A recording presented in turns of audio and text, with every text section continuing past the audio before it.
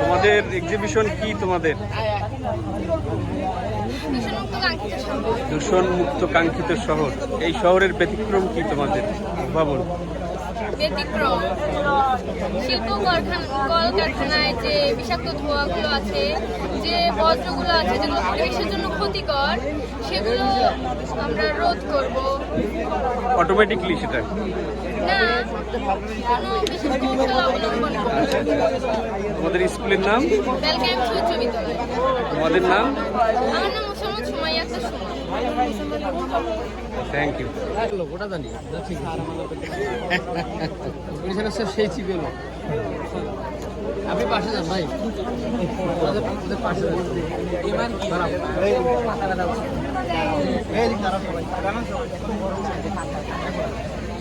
আপনি বাজে। আচ্ছা আচ্ছা, কথা বলবো আপনার সন্ধ্যের কথা বলবো।